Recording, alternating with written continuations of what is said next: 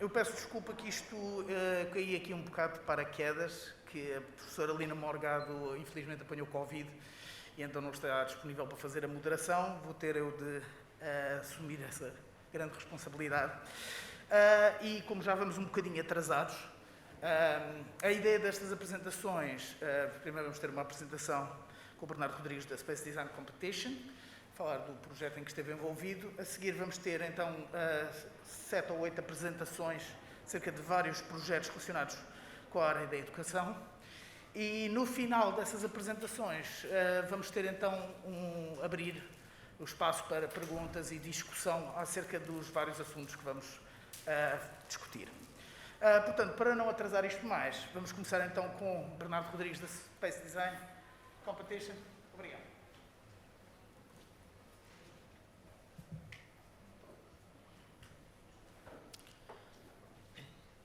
Bem, bom dia a todos. O meu nome é Bernardo Rodrigues e a Ciência Viva convidou-me para falar sobre a minha experiência no Space Design Competition. Space Design Competition é uma competição onde fazem uma simulação do mercado aeroespacial no futuro. Uma organização fictícia emite um concurso para um projeto de construção de um assentamento num astro do Sistema Solar e equipas de alunos de 15 a 18 anos, organizados na estrutura de uma empresa, vão competir entre si para elaborar o melhor projeto, tendo em conta que tem de ser algo executável, com umas margens razoáveis, tendo em conta as expectativas dos avanços científicos no futuro. Visto que a competição é internacional e foi bem sucedida, a Ciência Viva, em conjunto com a Portugal Space, decidiu trazer a iniciativa para Portugal, com a participação de vários jovens portugueses, eu inclusive, e este ano eu presidi a minha equipa, que saiu vitoriosa e por isso mesmo classificou-se para a fase europeia.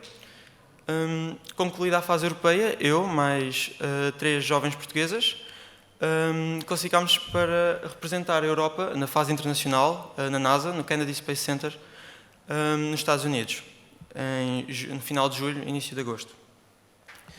Graças a este projeto que a Ciência Viva ajudou a proporcionar, além de ter dado a oportunidade de conhecer o mundo tecnológico da indústria aeroespacial, deu-me um contexto onde aprender foi um estimado desafio. Foi necessário procurar e inventar, seja sobre sistemas de geração de energia ou manutenção de vida no espaço, isto tudo em equipa. Haverá um método de ensino melhor do que este? Investigar, cooperar e solucionar. Muito obrigado.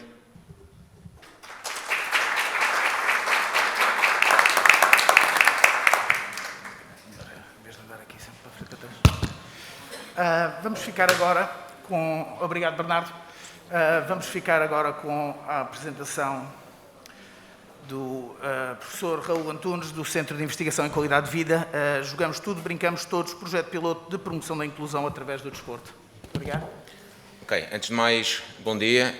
Queria começar por dar os parabéns à FCT, pelo aniversário e pela organização do evento. O meu nome é Raul Antunes, eu sou docente no Politécnico de Leiria e investigador integrado no Centro de Investigação em Qualidade de Vida.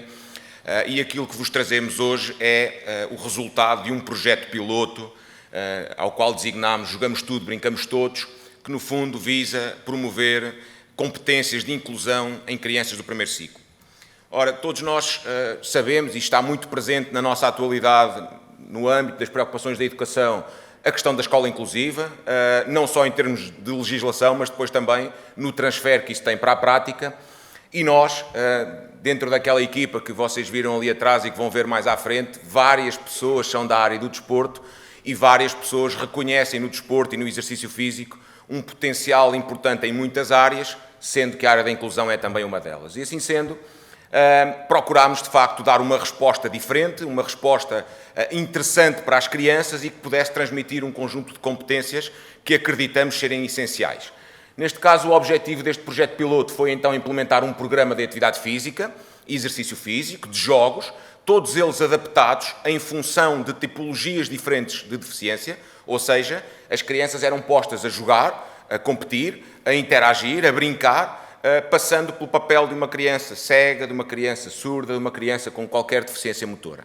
E, portanto, com este programa percebermos ou tentarmos perceber qual era o verdadeiro impacto ao nível de duas variáveis, as atitudes de inclusão, ou seja, a predisposição que a criança tem para incluir outros, neste caso outros pares com deficiência, mas também a percepção de competência, e esta a literatura evidencia como uma dimensão muito importante, uma vez que há muitos mitos associados à deficiência que importa serem desconstruídos desde cedo. Assim sendo, o nosso projeto teve 5 semanas de intervenção nesta fase piloto. Importa também realçar que estas 5 semanas foram no ano letivo anterior, com todos os constrangimentos que nós tivemos, com sessões de uma vez por semana, 45 minutos. Neste caso, entraram neste projeto piloto 2 turmas, uma do primeiro ciclo, primeiro ano, outra do 4º ano de escolaridade. No fundo, este projeto serviu para testarmos também as atividades, para percebermos, dentro daquilo que é o programa que estamos a desenhar, o que é que funciona melhor, o que é que funciona pior, qual é a percepção das crianças. Adotámos uma metodologia mista, composta por um questionário quantitativo, que está em processo de validação, mas também uma metodologia qualitativa, nomeadamente através da realização de 2 focus group, com uma turma e com a outra, procurando, como eu dizia há pouco, adaptar as atividades e os jogos para diferentes condições. Aqui alguns exemplos, temos aqui um jogo onde uma criança está vendada, a outra criança funciona como guia, e vamos passando por vários níveis, várias variantes, desde a caminhada simples, à corrida, à competição, chegando àquilo que é o mais importante para nós, que é o jogo que eles gostam e que eles conhecem, o jogo da apanhada. E ensiná-los que é possível jogar a apanhada com o colega cego, e que esse jogo, acima de tudo, é possível ser divertido. Aqui um jogo também para a deficiência visual, onde a criança está vendada e há 3 caixas que emitem sons diferentes, com materiais diferentes. Então a criança tem que, reagindo ao estímulo auditivo, procurar lançar o objeto e fazer com que esse objeto alcance o alvo. Aqui vemos uma criança com o braço para dentro da camisola, apenas um exemplo. Uma das atividades envolvia, primeiro, suster um balão no ar apenas com um membro, depois passar para a cooperação, passando aos colegas e tentando evitar que o balão caísse no chão, mas depois sempre o nível da competição, porque eles gostam de competir, com uma rede no meio, e estamos quase numa lógica de voleibol, uns com o braço para dentro, outros sentados no chão, e, portanto, adaptando diferentes condições. Em termos de resultados, apenas neste estudo piloto, verificamos, nomeadamente, na tal variável que eu vos dizia que era muito importante e que era referida pela literatura como muito importante, que houve diferenças significativas. Portanto, no final deste projeto, as crianças aparentaram estar a percepcionar melhor o que é a experiência de uma criança com deficiência, mas mais do que isso, referiram-nos também nos grupos focais, na análise qualitativa, não só a sua satisfação enorme com o projeto, com as diferentes atividades, e este, volto a dizer, é um aspecto fundamental para nós. Não era possível incentivar as crianças a incluir outros com atividades que elas não gostassem, que não fossem divertidas, que não trouxessem prazer. E então as crianças gostarem foi um indicador importante. Depois, acima de tudo, ficaram mais sensibilizadas para a experiência do colega deficiente, bem como de formas de poderem colaborar e ajudá-lo. Mais importante que tudo isso para nós, porque é este o nosso grande objetivo, é criar uma ferramenta que permita à criança, no futuro, no 5º ano, no 6º ano, no 7º ano, com colegas de escola, com amigos ou com familiares, poder brincar com os amigos. E poder fazê-lo com jogos que gosta, com jogos que são o seu hábito, mas criando estratégias para adaptar em função dos outros. Eu gostava também de terminar só com um pequeno vídeo, que penso que agora deu cartão amarelo, tenho tempo para o vídeo, que mostra de facto alguns exemplos daquilo que eu estava a dizer, nomeadamente numa lógica sempre centrada em pegar em jogos que as crianças conhecem, jogos que são o hábito das crianças, e fazê-los de uma forma adaptada.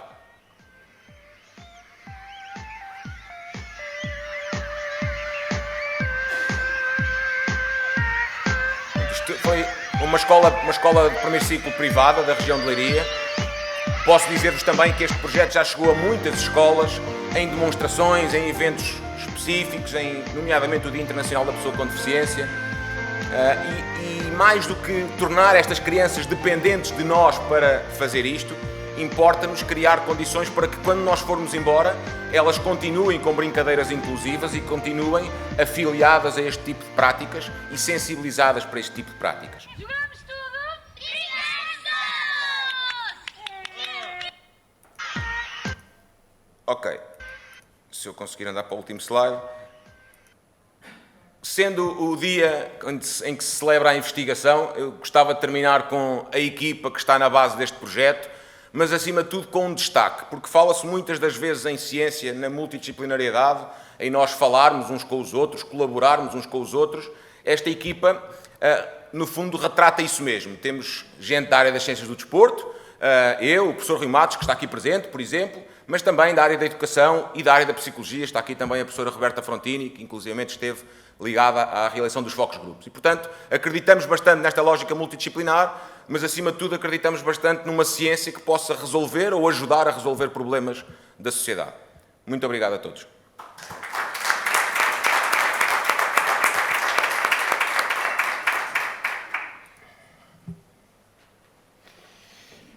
Obrigado, Raul, pela apresentação.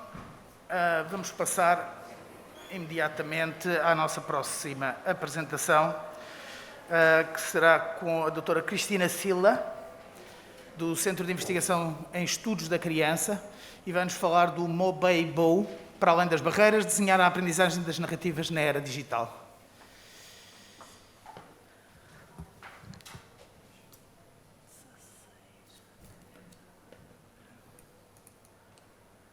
Boa tarde a todos e a todas. Eu queria agradecer à FCT pela organização deste evento e pela possibilidade de estar aqui a representar a Universidade do Minho, o Centro de Investigação em Estudos da Criança, onde eu sou investigadora principal.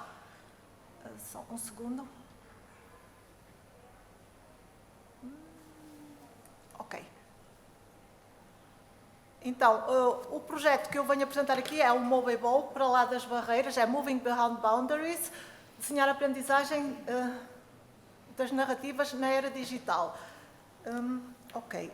Então, este projeto é um projeto de desenvolvimento de investigação, desenvolve e avalia ferramentas pedagógicas inovadoras para promover o desenvolvimento de competências cognitivas, sociais, linguísticas, dentro de um quadro intercultural. O desenvolvimento dos materiais segue uma metodologia de investigação baseada no design e uma abordagem centrada no utilizador, passando por várias iterações num processo cíclico de concepção, teste e redesenho, envolvendo uma equipa interdisciplinar de investigadores, crianças e professoras. Os estudos foram realizados principalmente em escolas portuguesas do primeiro ciclo, com turmas compostas por alunos de diferentes nacionalidades, e foram também realizadas investigações pontuais na Dinamarca e no Brasil. É um projeto financiado pela FCT e pela FEDER.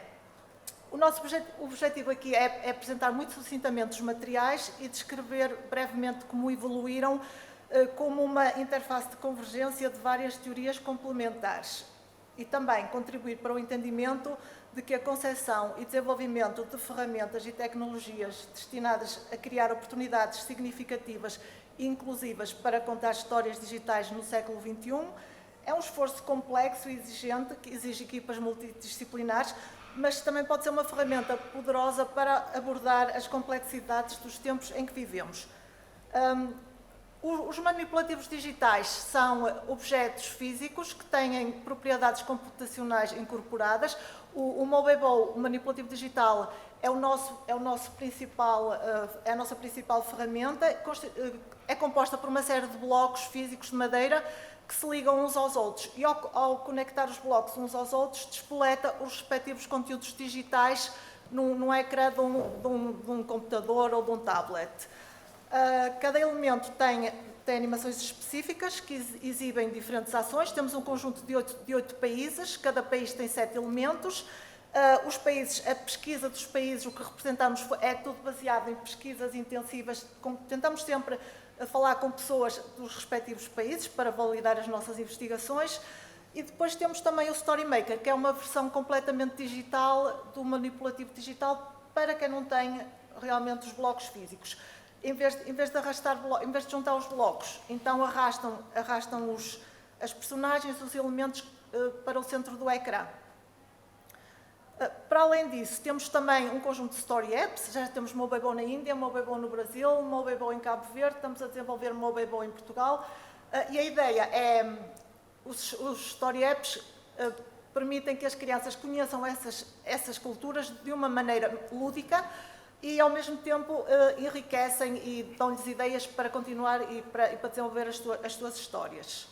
Temos sempre uma página 360, onde viram o tablet. Temos também, a última página, temos também a realidade aumentada, onde podem imprimir os marcadores diretamente do app, têm acesso à página do projeto, imprimem os marcadores do respectivo app, colam em cartão e podem interagir com os elementos principais de cada app. Depois, relativamente à fundamentação destes materiais, um dos principais conjuntos de ideias que sustentam o design dos materiais Mobile provém de teorias sobre a aprendizagem das crianças, como ativamente construída, mediada e socialmente situada. Os materiais foram concebidos para fomentar a criação de significados multimodais, uma vez que a multimodalidade é uma pedra angular das conceptualizações atuais sobre a criação de significados digitais. E as histórias ajudam as crianças a organizar a sua experiência, fornecendo-lhes modelos do mundo e modelos do eu, e tais modelos são relevantes para o desenvolvimento da sua identidade. As narrativas também alimentam o desenvolvimento da teoria da mente, que é essencial para desenvolver a empatia humana, que é um dos objetivos destes materiais. A importância dos artefatos no desenvolvimento cognitivo, bem como nas histórias, como mediadores culturais, e a possibilidade de desenvolver os últimos através dos primeiros, também informaram a concepção dos materiais. Ou seja, os blocos físicos suportam a construção de histórias, porque eles podem planear as histórias conforme veem os blocos físicos. E o brincar, que é impulsionado pela criatividade, é uma atividade de enculturação fundamental, sendo a principal forma através da qual as crianças se envolvem com o mundo. As crianças aprendem a manipular símbolos, muitas vezes através das suas brincadeiras, de faz de conta, com ferramentas simbólicas e fundamentadas na fantasia em metáforas, tais como os materiais Mobile, que representam 8 culturas e cada objetos, animais e instrumentos musicais. É isso. E os materiais Mobile apoiam o brincar e o desenvolvimento intelectual das crianças. E é isto. Obrigada. Obrigado.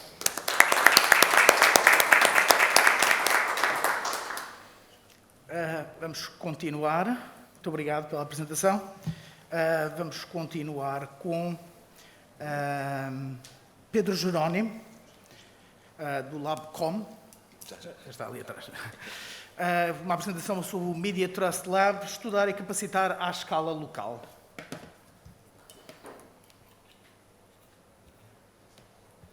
Muito bom dia a todos. Em primeiro lugar, uma saudação para todos aqueles que fazem ciência em Portugal, para todos os cientistas, uma vez que é hoje o dia em que se celebra, portanto estamos aqui para isso.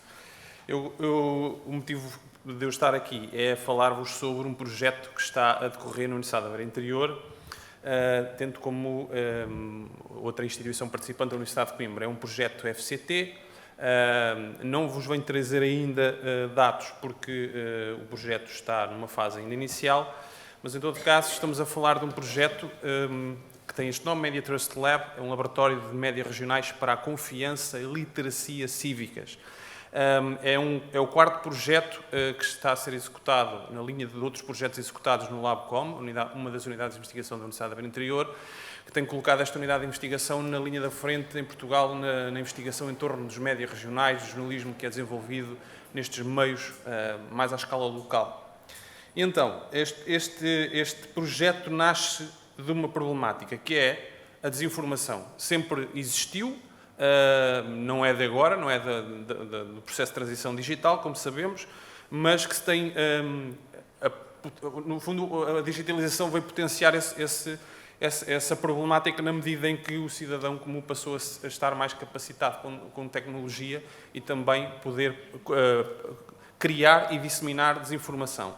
O que é que acontece? Essa desinformação tem vindo a aumentar, a própria investigação tem vindo a aumentar em torno desta problemática, só que o que nós encontramos quando submetemos este projeto à FCT, esta proposta de projeto, foi quase a ausência, ou praticamente a ausência de investigação sobre o cruzamento destas duas dimensões. No fundo, aquilo que é a desinformação à escala mais local, no fundo, em torno dos meios regionais, das pequenas comunidades.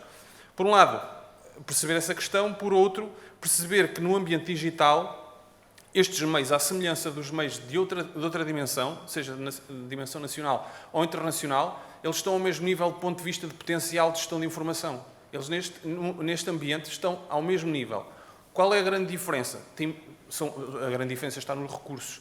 Naturalmente, as redações dos meios mais locais têm menos recursos e que recursos a vários níveis, nomeadamente humanos, tendo presente que os jornalistas são especialistas pela sua natureza, pela sua formação, pela sua missão de serem os principais verificadores de informação. O que é que acontece? Nós também percebemos que o facto de surgirem projetos de fact-checking, como no caso português, o Polígrafo e outros meios que, entretanto, começaram a ter esses projetos, se percebe que há aqui o processo não está a correr bem, na medida em que ou temos menos jornalistas nas redações, por um lado, é verdade, a precarização e outros fatores que levam a que a verificação não seja tão eficaz.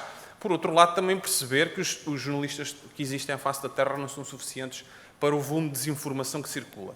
Mas, no fundo, ter essa questão presente. E então, é desta oportunidade, de perceber esse problema, que surge a oportunidade de propor este projeto, que foi financiado, e que, como podem ver no logo, é o logo do Media Trust Lab, que se propõe fazer o quê? Identificar estratégias, em contextos regionais, estratégias que existem em torno destes meios, conhecer estes meios, ou, no fundo, prosseguir, no nosso caso, como dizia, já é o 4º projeto financiado e executado no LabCom, que, no fundo, que estuda estas problemáticas, é prosseguir esse mesmo estudo, identificar estratégias e práticas que estejam a ocorrer, identificar e analisar o impacto que a desinformação esteja a provocar ao nível local. Temos aqui uma questão que é, e aqui entra o capacitar, que é, nós entendemos que o público tem um papel fundamental neste processo, nomeadamente, e a grande resposta que se pode dar a esta problemática tem a ver com a educação para os média. Então, por isso é que neste projeto o nosso diálogo será com os principais especialistas no fact-checking, que são os jornalistas, mas também do lado do público. Porquê? Porque nós entendemos que na sociedade, neste caso à escala mais local, há cidadãos mais comprometidos do ponto de vista cívico e que poderão ajudar, poderão ser agentes fundamentais neste processo. Como disse, implementar um programa de literacia, nós temos pessoas na equipa da área de comunicação, jornalismo, literacia para os média, engenharia informática, no fundo, tendo presente que através de tecnologia e também de formação poderemos ajudar neste processo, inclusivamente também a desenvolver ferramentas ou adaptar ferramentas que já existam para que os jornalistas possam melhorar este processo. Num primeiro momento, é nesta fase que estamos numa fase de pré-teste de inquérito que vamos fazer aos jornalistas dos média regionais de todo o país, procurando identificar todas aquelas questões. Também realizar grupos focais com jornalistas e elementos do público, tendo presente esta, que já vos falava, que no fundo aquela equação, estudar para quê? Para formar e, juntamente com tecnologia, capacitar. Capacitar é uma das palavras-chave deste projeto, à semelhança da confiança. Confiança nas notícias, confiança sobretudo nisso. O que é que nós podemos, já mesmo para concluir, o que é que nós podemos avançar do ponto de vista do percurso que tem sido feito até aqui, ainda que não tenhamos dados deste projeto? Para vos apresentar, tem-se confirmado ser de facto residual a investigação neste campo. Já começam a surgir algumas coisas, nomeadamente dos Estados Unidos. Os jornalistas, no caso português, nos média regionais, revelam confiar quase cegamente nas fontes oficiais, autarquias e outras fontes oficiais. A mesma coisa em relação a políticos e outros cidadãos que, no fundo, pertencem àquilo que podemos designar de elites locais.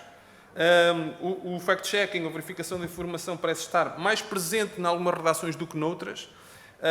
E os cidadãos, quando nós questionamos quem é que vocês entendem, no caso dos jornalistas, que são os principais agentes da desinformação, e eles, quase esmagadora a maioria deles, num estudo prévio que fizemos, apontam os cidadãos menos informados como os principais agentes de informação, o que reforça aqui a importância da literacia para os média. Muito obrigado. Podem acompanhar mais desenvolvimentos deste projeto em mediatrust.ubi.pt.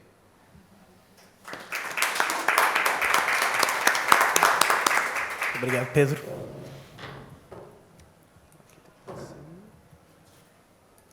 A próxima apresentação vem-nos através do Jorge Carvalho, do Instituto Gulbenkian de Ciência.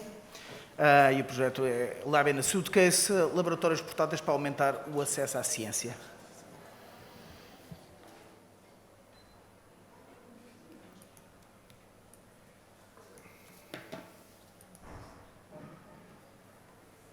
Alguém que já tenha tido experiência com isto, porque está-me a dar um erro.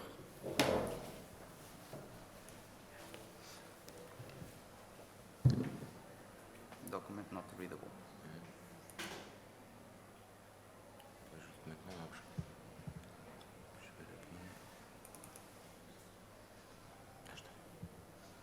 O problema é que se eu carregar em F5 não vai para ali, vai? Não é isto que era? Não, aquele assim não vai para... vai sim, ok. Olá, bom dia. Antes de mais, queria agradecer a oportunidade de estar aqui a falar.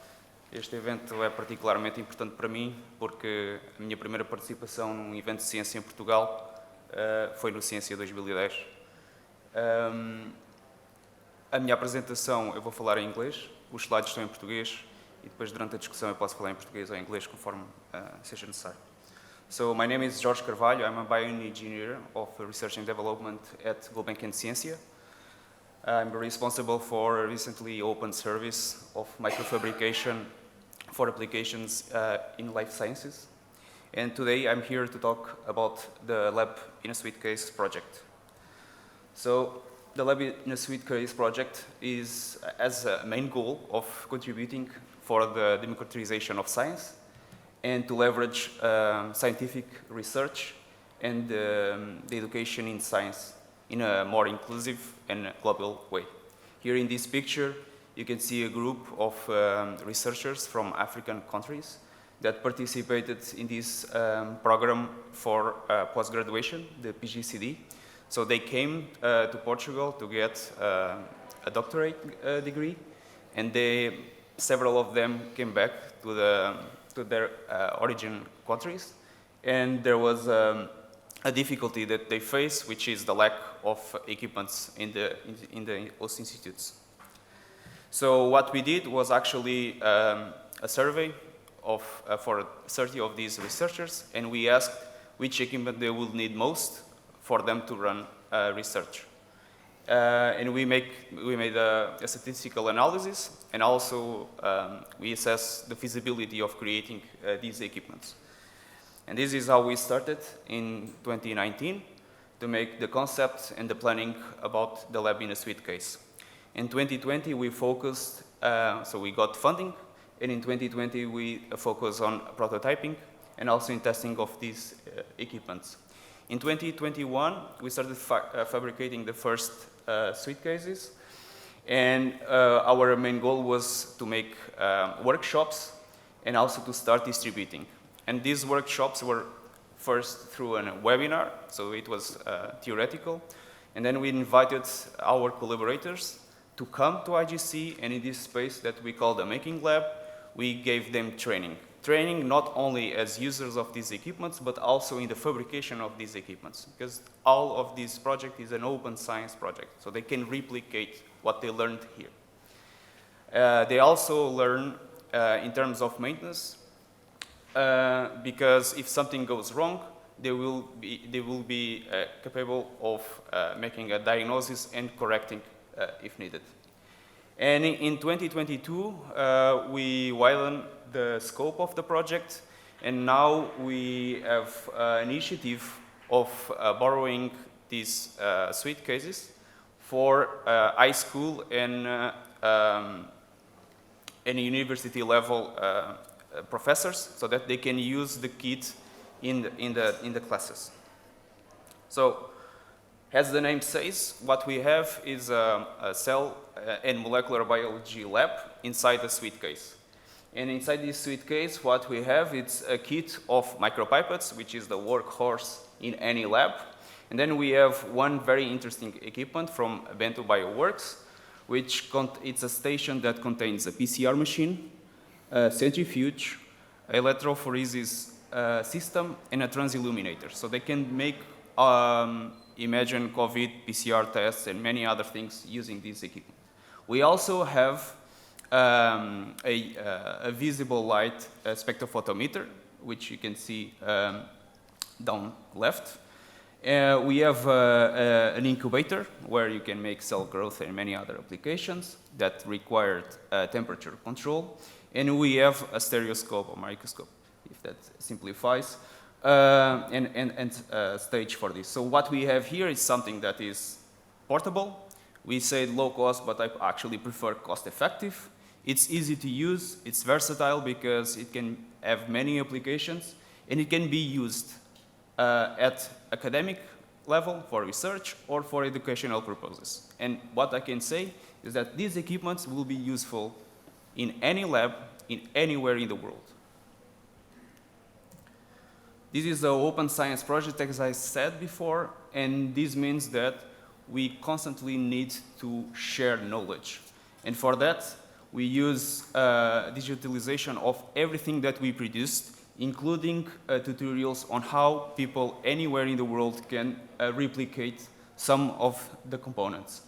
And this does not stop only with our collaborators. When they came back to their origin countries with the suitcases, they actually share with others. And we use the GitHub platform to share with anyone in the world.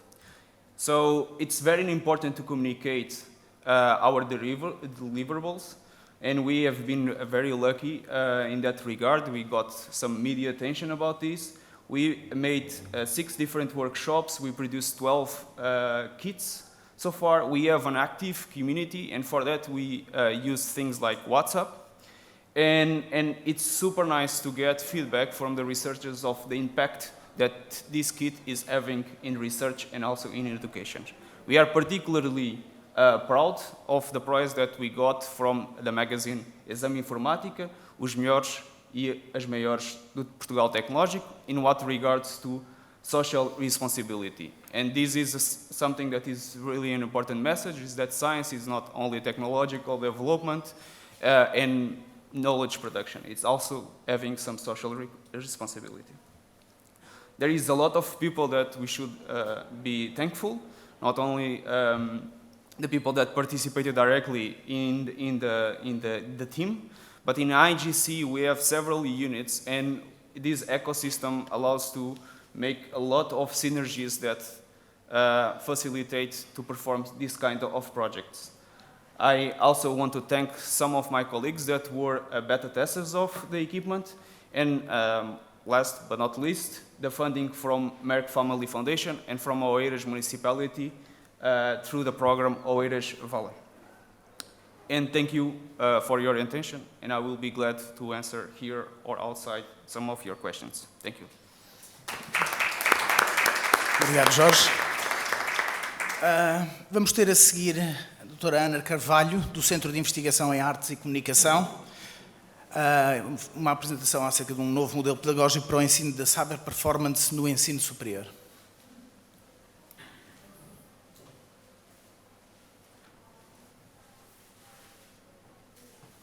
Olá, bom dia e parabéns a todos. Estamos todos de parabéns. Hoje é o dia dos investigadores e o dia da ciência. Ai, da ciência não, isso é outro dia. Mas é o dia dos investigadores, portanto, parabéns a todos. Eu vou precisar de um bocadinho de tempo para encontrar o rato, para começar. E os óculos também. Desculpa. Ok.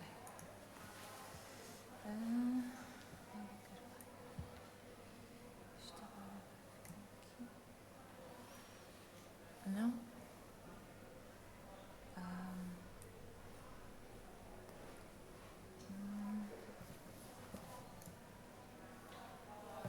Tará. Pronto.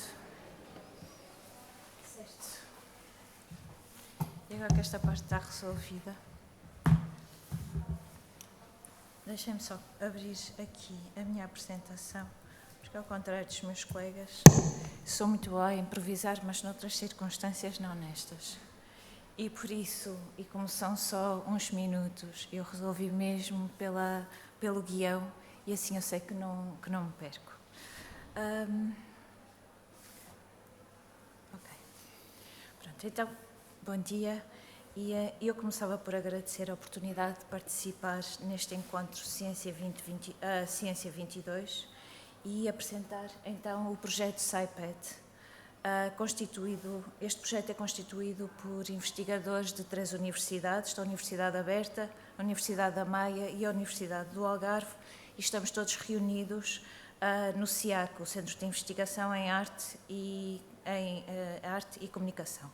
O projeto SciPad tem como objetivo final a construção de um modelo pedagógico que servirá ao ensino no âmbito das artes digitais e, muito em particular, das artes performativas. Toma como exemplo, então, a prática artística da ciberperformance. Vou-vos falar, então, do nosso contexto, aquele onde nós pretendemos, enfim, dar resposta, e ele é este mesmo, aquele que nós conhecemos, ou temos vindo a conhecer, dos concertos à varanda, à janela, os concertos no terraço fizeram parte das tentativas de todos nós, as tentativas conjuntas de vivermos bem em confinamento. E muitos destes concertos improvisados tiveram uma audiência graciosa composta pelos nossos familiares, pelos nossos vizinhos e os anónimos que iam passando eventualmente na rua. Estes concertos foram largamente distribuídos online.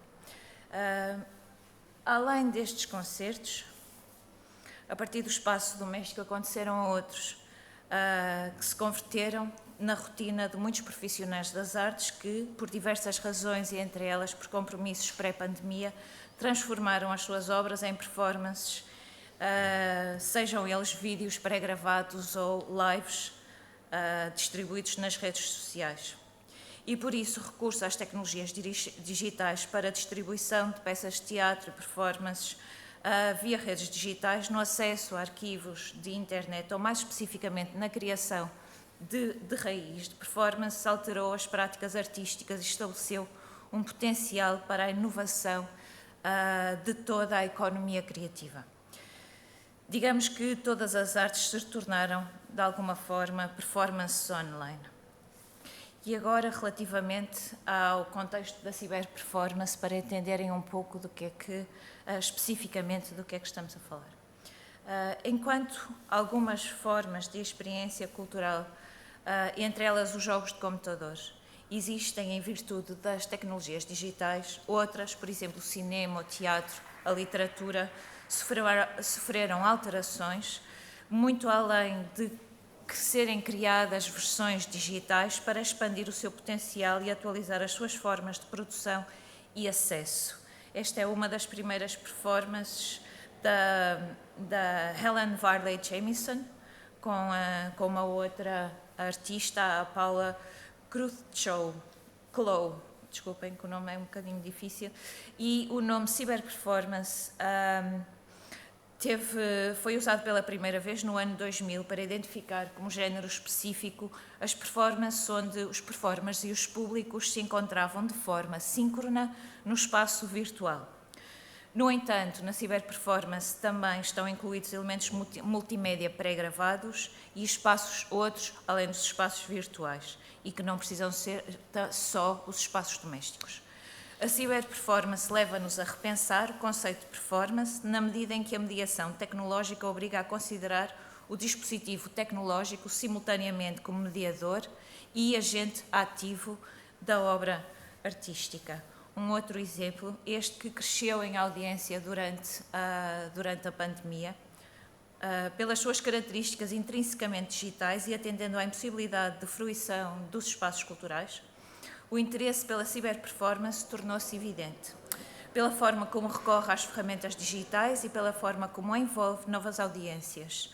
O seu potencial como recurso pedagógico é relevante para encontrar novas formas metodológicas que sirvam o ensino das artes performativas e as artes digitais. E agora, vou-vos apresentar um pouco do panorama que foi e tem sido o ensino superior, o ensino em geral, em tempo de pandemia. Muito sucintamente, porque naturalmente não temos muito tempo. Este novo Estatuto das Artes existe renovação na investigação e no ensino, em resposta aos desafios colocados pelas tecnologias digitais. No ensino, a investigação tornou-se a palavra-chave para a adaptação a uma nova realidade. Desculpa, eu queria dizer inovação e não investigação. Apesar dos avanços anteriores em learning e aprendizagem mista, a resposta imediata do ensino à pandemia e, em particular, ao ensino síncrono da performance e não só, foi transpor literalmente as aulas da sala de aula para plataformas de videoconferência. Se bem que o exemplo é da telescola, pertence a outro nível de ensino, para nós, no ensino superior, o Zoom e o Teams. Mas a metodologia é muito semelhante na transição tecnológica e depois, aos poucos, outros géneros de transição. No entanto, os métodos baseados em modelos assíncronos, em que o professor fornece primeiro instruções ou exemplos e depois são imitados pelos alunos, ainda carecem de mecanismos apropriados de autoavaliação, avaliação por pares e avaliação pelo próprio professor. Porque um exercício gravado não oferece a possibilidade de análise e correção necessárias e que são, elas, minuciosas. Assim, parece seguro afirmar que a transição para o ensino à distância nas artes performativas ainda não foi bem sucedida. O projeto de investigação SciPath visa a investigação teórica e prática da ciberperformance a partir dos ângulos criativo, performativo e comunicacional, com o objetivo de desenvolver um novo modelo pedagógico do ensino superior. E eu tenho mais ou menos uma timeline sumária que explica um pouco. Nós vamos na primeira fase, começamos o projeto com este ano e, portanto, vamos na primeira fase do levantamento, da revisão bibliográfica, a atualização e aprofundamento do conhecimento sobre a ciberperformance, identificar as estratégias e tecnologias utilizadas no ensino à distância em pandemia, as suas dificuldades, expectativas e soluções encontradas. Ok. E pronto. Um último exemplo que funciona. Laurie Anderson é uma artista multimédia que apresentou uma série de palestras que converteu em performances. E só para concluir, a integração das artes neste novo espaço de existência deve ser apoiada por uma pedagogia apropriada, permitindo experiências de aprendizagem autênticas que devem incluir atividades que promovam processos de aprendizagem no contexto geral das várias artes digitais e, no caso deste projeto, no contexto do ensino, aprendizagem e criação no campo da ciberperformance. Obrigada. Obrigado pela apresentação. Vamos ficar agora com... Jaime Neves não está cá, pois não? Não. Então vamos ficar com a apresentação da Catarina Dufo-Burnet, do Centro de Estudos de Comunicação e Cultura, que vai fazer uma apresentação do Laboratório de Estudos da Comunicação Audiovisual.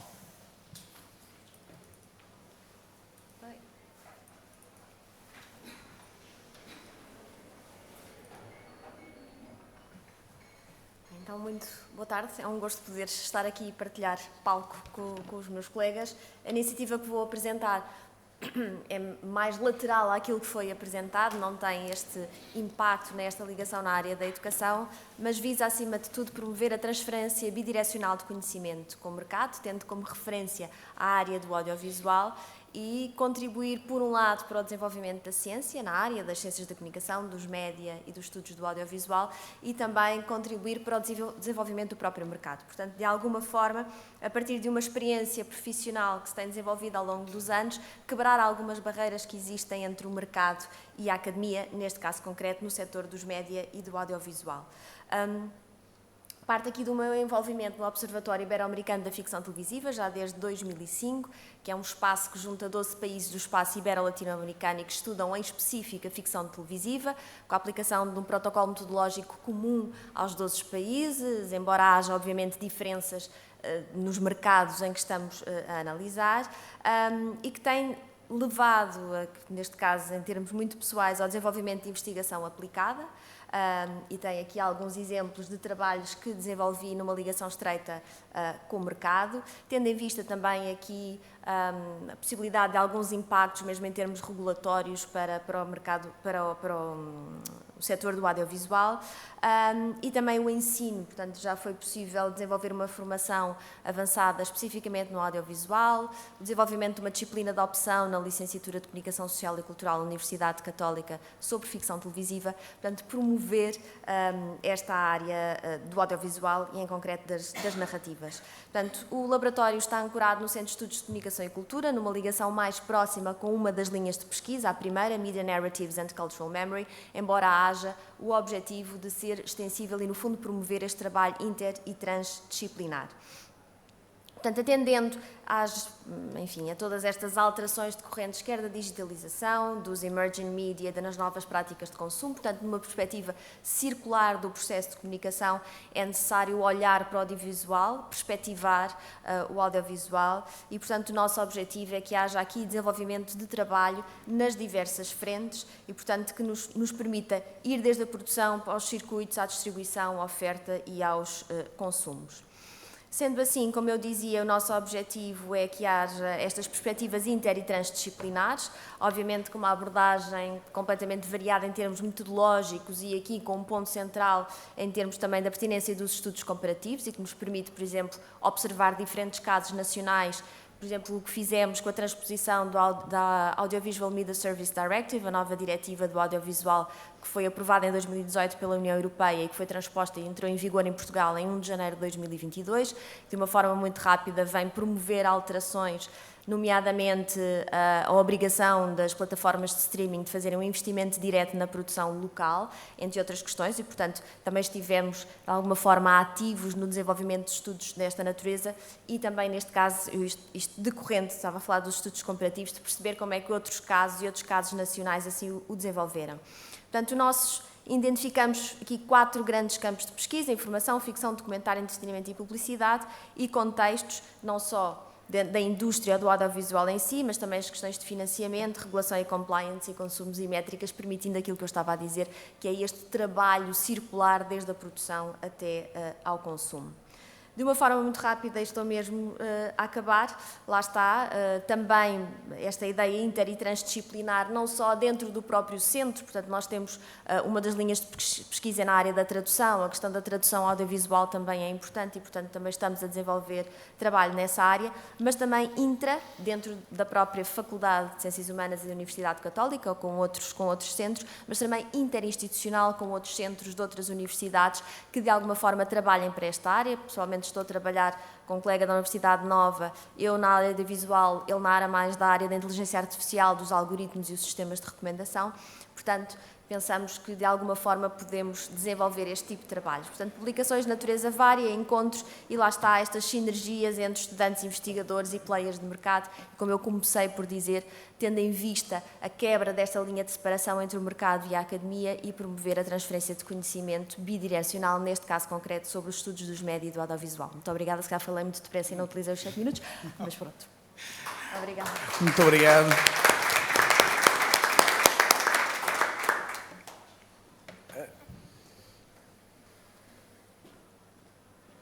Finalmente chegamos à minha vez.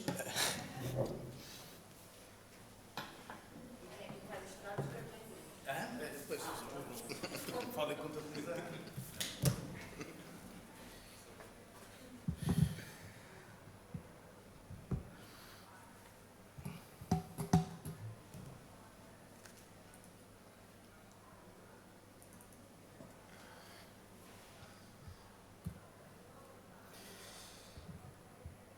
Ora bem, bom dia a todos outra vez. O meu nome é Diogo Andrade e agora vou fazer eu a minha apresentação. Eu colaboro com o COP Lab na Universidade Lusófona, mas este trabalho concretamente que fizemos foi feito também com o apoio de alguns investigadores do Instituto Superior Técnico. Vou falar-vos aqui um pouco, esta é bastante diferente das outras apresentações que nós vimos hoje, que a sua relação com a educação é quase como produto secundário. O principal intuito deste trabalho era a arte. Vamos falar um bocadinho melhor sobre isso. Para eu explicar um bocadinho aquilo que vamos ver, eu tenho de explicar um bocadinho o que é PSO, Particle Swarm Optimization.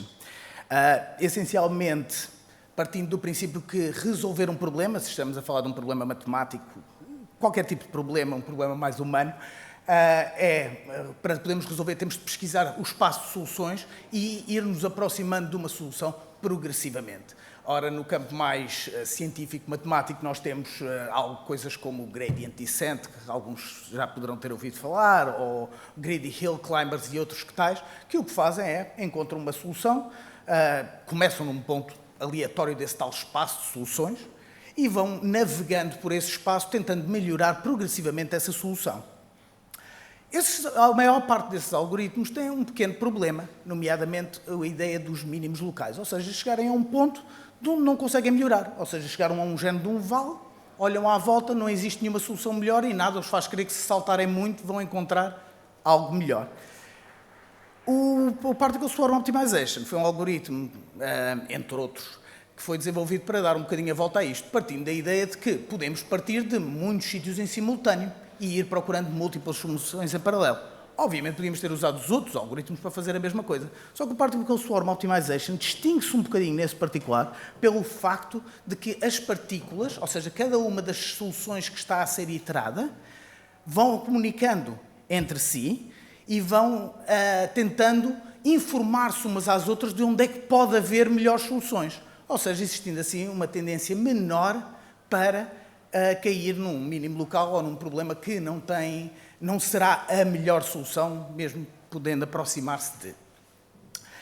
Ora, o trabalho que nós executámos, o Swarm Landscapes, tinha 3 objetivos distintos. Em primeiro lugar, criar uma toolkit para fazer PSO em C#, não existia nenhuma, está disponível como código aberto para incentivar mais investigadores a poderem utilizar este tipo de algoritmos para resolver problemas, genericamente.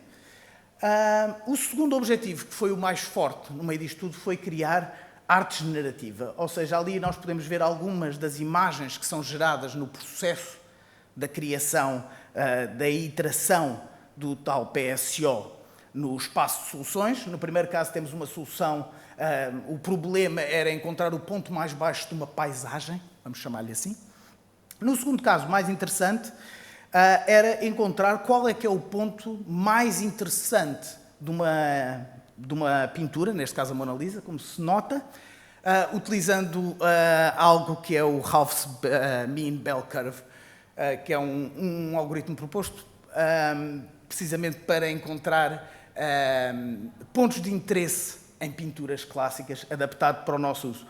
Eu gosto particularmente deste exemplo, porque quase toda a gente menciona sempre que a Mona Lisa, a parte enigmática, são os olhos, e de facto, sem nenhuma alteração, sem nenhuma coerção da nossa parte, de facto o algoritmo decidiu que ali nos olhos havia de facto qualquer coisa mais interessante.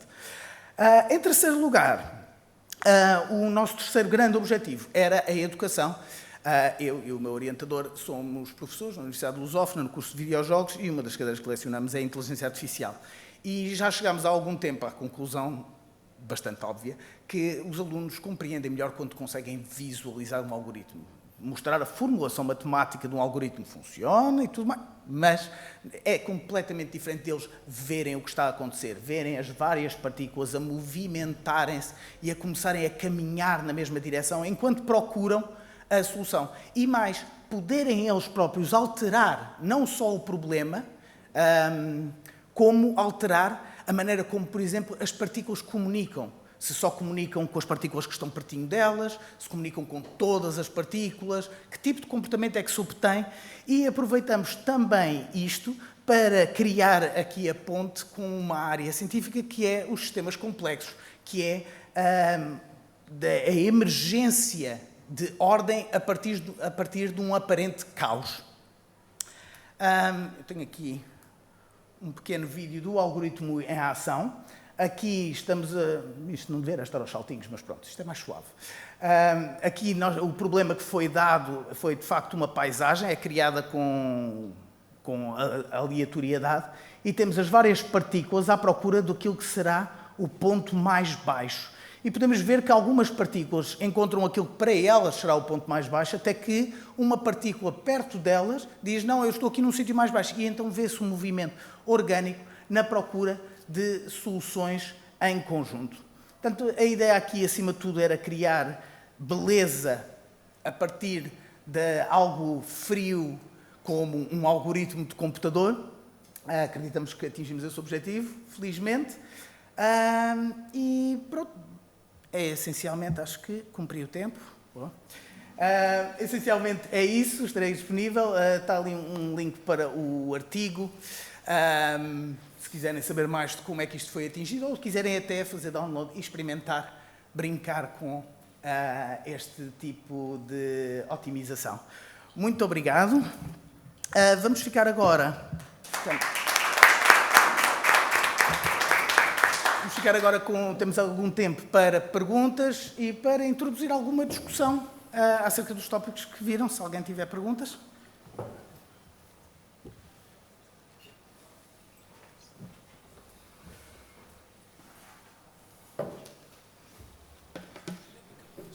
Portanto, ninguém tem perguntas, então se calhar introduzo eu aqui um pouco a discussão e lançava aqui a minha primeira pergunta, Dr. Raul Antunes, e era, eu gostava de saber mais acerca de que tipo de deficiências é que foram abordadas. Eu vi cegos, pessoas sem membros ou paralisia, de alguma forma, mas gostava de saber que mais é que foi abordado. Sim. Acima de tudo, centrámos-nos, como eu disse, na deficiência sensorial e motora, porque é aquela que é possível nós replicarmos. Ou seja, vendando uma criança, ela passa pela experiência de uma criança cega, pedindo à criança que tenha que jogar numa cadeira ou no chão sentado, ela tem um conjunto de condicionamentos que nós conseguimos manipular. Na dificuldade intelectual e desenvolvimental, não chegámos lá porque não é possível replicar isso. Ou seja, a ideia é nós, com os jogos, colocar as crianças nessa experiência, eles passarem por essa experiência, e, portanto, a deficiência visual, a deficiência auditiva tinha também alguns jogos que funcionavam por códigos de cores ou com estímulos visuais, e depois a deficiência motora, tanto membros superiores como inferiores, essencialmente foi isso. E tendo em conta que este trabalho aparentemente foi desenvolvido nos últimos par de anos, o Covid apresentou algumas dificuldades neste tipo de trabalho no terreno? Sim, nós fizemos várias sessões teste em várias escolas, com vários ciclos de ensino, também em clubes desportivos, mas acima de tudo houve o grande problema surgiu nesta implementação, que era para ser continuada ao longo do tempo, era para ter acontecido em 2020, não foi possível, porque de facto ficou tudo fechado. Em 2021 abriram-nos a porta numa escola, não nas 8 semanas que nós tínhamos pensado inicialmente, mas em 5.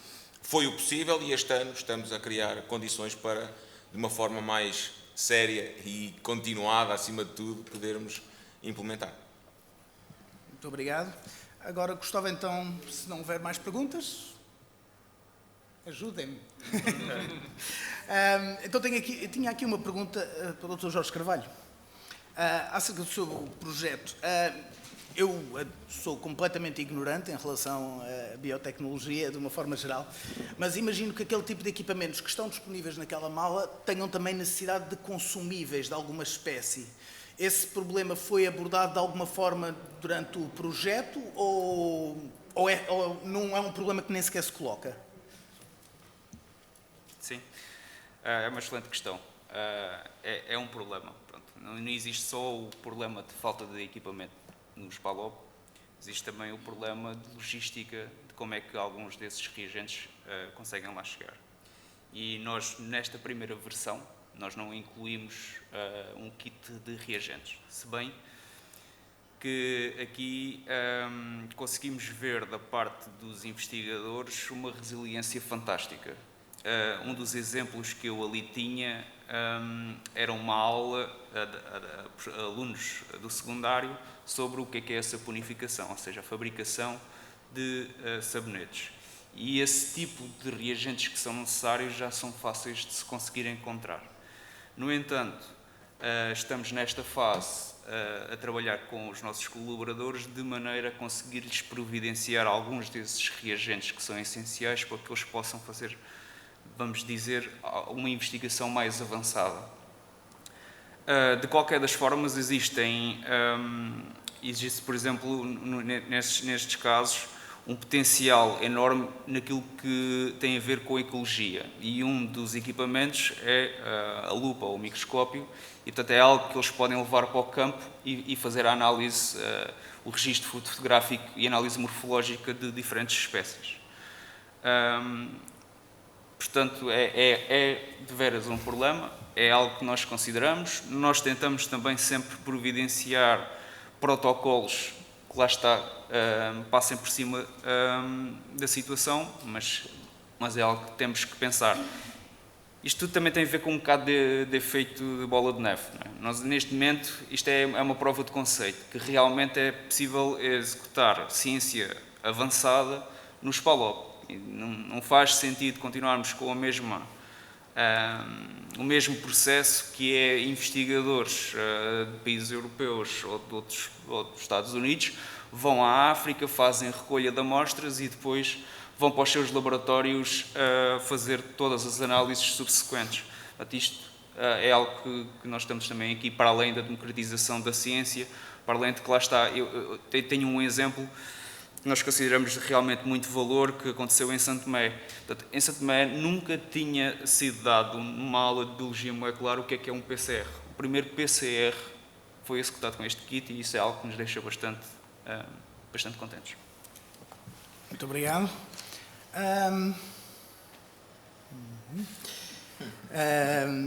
Então, aqui mais uma pergunta que eu notei para a doutora Ana Carvalho. Falou de diferentes tipos de cyber performance, etc. É uma área que me interessa consideravelmente, sou da área de videojogos e durante muitos anos, jogos não... Aliás, ainda hoje há um certo estigma em relação aos jogos serem considerados arte ou não. E eu tenho visto bastante, da parte de alguns amigos meus que estão na área das artes, a queixarem-se que existe algum conservadorismo nas artes em relação a cyber performance, a coisas... Lá está, ainda é um tipo... As pessoas que normalmente procuram arte valorizam a apresentação ao vivo, em pessoa, ver tudo. Portanto, existe aí alguma resistência, parece-me a mim, da comunidade artística. Diria que isso seria uma preocupação que existe neste tipo de análise de cyber performance, etc. Relativamente aos videojogos, os videojogos já são arte desde os anos 90, talvez princípio deste milénio, por isso eu creio que eles estão muito bem estabelecidos enquanto prática artística, ou pelo menos o recurso aos jogos. Sim, eles fazem parte das artes digitais, ponto. Portanto, sim, fazem parte e acho que isso... Agora, eu creio que o grande problema será entre os meios mais tradicionais e os meios digitais. E este, de facto, é que me parece ser o problema que é abrangente, que é bastante largo, vai para além dos jogos ou da ciberperformance e pronto. E realmente faz sentido tentar compreender como é que nós, como é que socialmente ainda valorizamos, porque o fazemos, valorizamos um género de arte mais estável, em objetos eventualmente autónomos. No caso da performance também isso não faz sentido, porque a performance não é propriamente estável, não é um objeto, não é colecionável, mas contudo, a performance no sentido mais clássico, tal como o teatro, que ainda é mais clássico, ou como o concerto de música também, não é? Parece-me que é mais estável, ou seja, nós aceitamos mais como uma prática artística, ou se calhar temos outra disponibilidade para... A verdade é que a pandemia veio alterar, com certeza que alterou as práticas de todos nós, as vidas de todos nós, mas chamou-nos a atenção para algumas práticas que são culturais, naturalmente, mas algumas delas são artísticas. E a verdade é que, por exemplo, naquele Distant Feelings, é uma performance que já tem alguns anos, e se virem a página, por alguma razão, eu apresentei a página, em vez de apresentar só o print screen do vídeo da documentação, porque depois a página tem, mais abaixo tem todo o texto em volta, tem toda uma informação, mas ela mais abaixo tem outras iterações da mesma performance e nós vemos o crescente número de pessoas durante a pandemia que participaram. Portanto, o interesse é crescente. E, na verdade, é uma outra página que é só exclusivamente sobre ciberperformance, que é sobre, mais ou menos deste género. Quando vocês chegaram, ou agora que vocês chegaram, nós já estávamos aqui há muitos anos.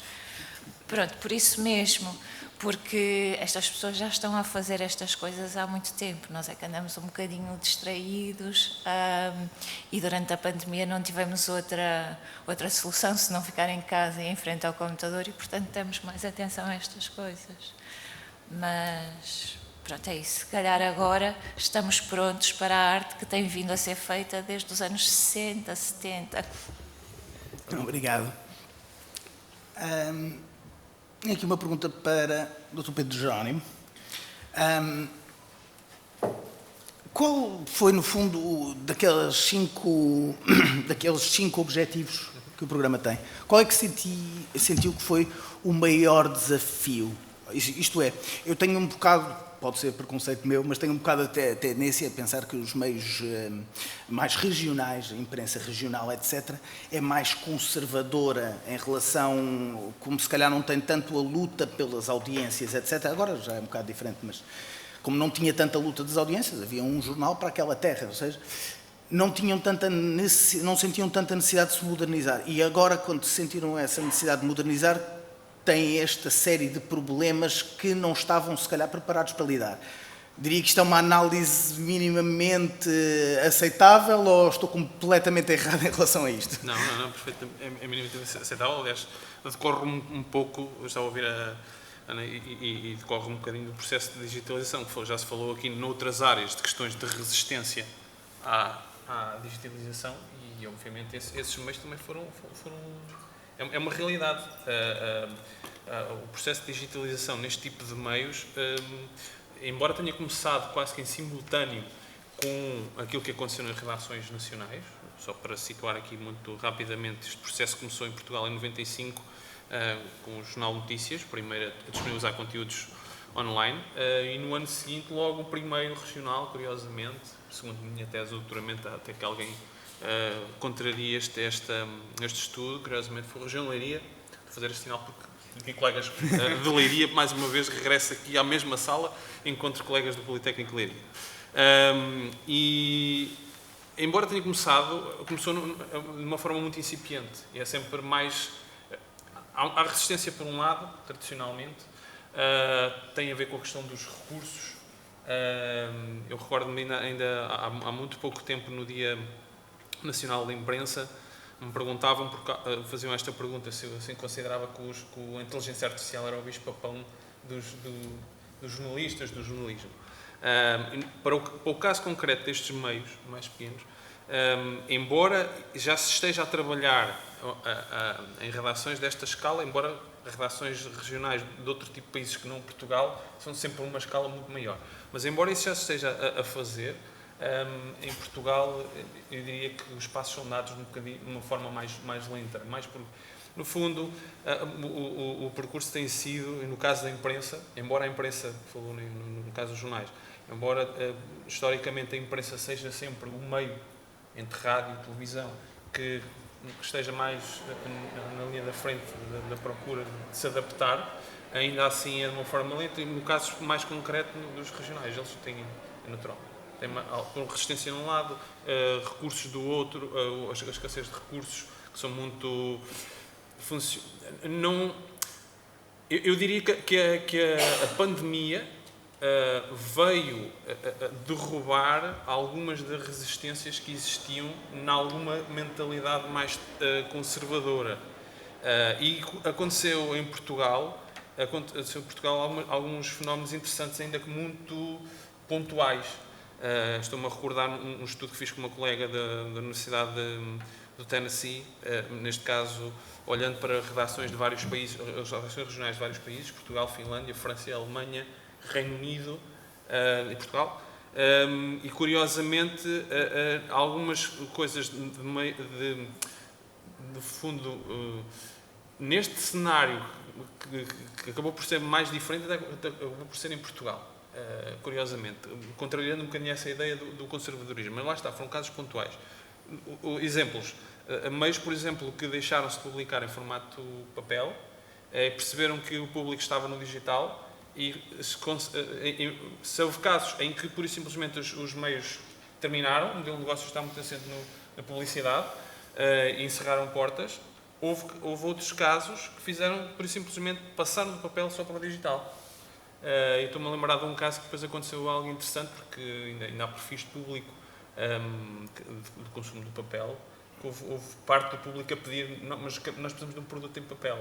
E neste caso eles fizeram, estou a pensar num projeto do Live Viseu, que decidiu, abandonou o semanário em papel, passou só para digital e entretanto introduziu um elemento impresso, que é uma revista, mas aí é numa perspectiva diferente, uma revista bilingue, uma parceria com uma agência de aviação, uma lógica de promoção do território.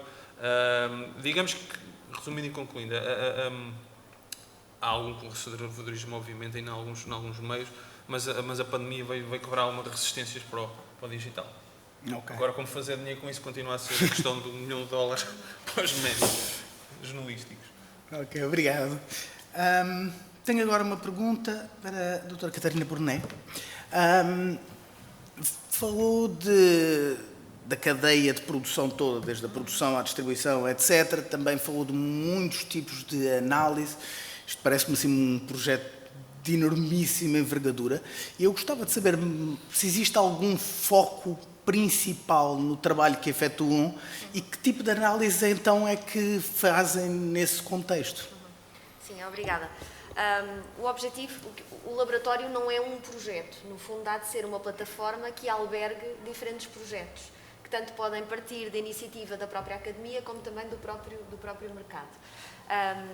Os trabalhos que eu tenho produzido, por exemplo, amanhã vou apresentar que desenvolvi o anuário do setor de produção audiovisual em Portugal para a Associação de Produtores Independentes de Televisão, que congrega 38 produtores independentes. Há muito mais produtores independentes, mas a PIT tem a maioria, e há 3 anos que faço com eles, por exemplo, um barómetro para medir o pulso da situação e como é que e especialmente nestes últimos 2 anos, por causa da Covid, vamos tentar identificar tendências de produção, como é que o mercado reagiu e algo que possa ficar para o futuro. Tivemos, entretanto, também a encomenda de um estudo de uma outra associação na área do género, no audiovisual e no cinema, tendo em vista, inclusive, daí eu também falava, esta relação impacto no mercado, tendo em vista algumas alterações em termos do sistema regulatório para o género. Portanto, isto para dizer que isto ainda é embrionário, ainda está em instalação, parte de uma questão muito pessoal e dos trabalhos que eu tenho vindo a desenvolver e de a sorte, eu digo sorte, ter sido bem recebida no mercado e, portanto, tendo recebido às vezes até pedidos da parte do mercado de canais, de produtoras, para desenvolver estudos muito cirúrgicos, que permite perceber também que o mercado valoriza a academia e, portanto, e também acho que a academia não deve ficar fechada nos seus próprios muros, daí eu falar nesta transferência bidirecional de conhecimento.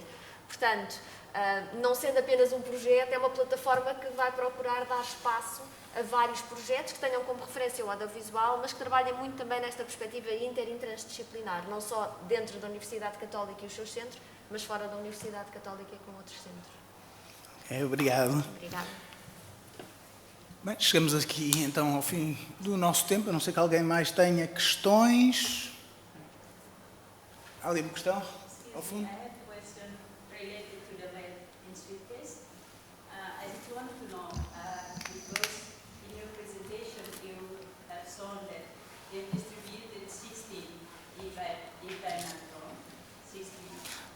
No. So far we have distributed 9 and we have produced 12. So now we have 3 that we can borrow to Portuguese professors. But please. Okay. I see that you have been distributed some to some beneficiaries. So I would like to know that what are the feedback that they've given to you. Just explain the feedback. Thank you. So I will use this. So we have collaborators in very different research areas and for educational purposes. And the feedback that we got also varies depending on the context. It is extremely positive in all the steps that we had during the project, from the workshops to the experience that they got once they arrived at the university. So the first thing they actually did is to share what they learned with the colleagues, so the maximum of people know.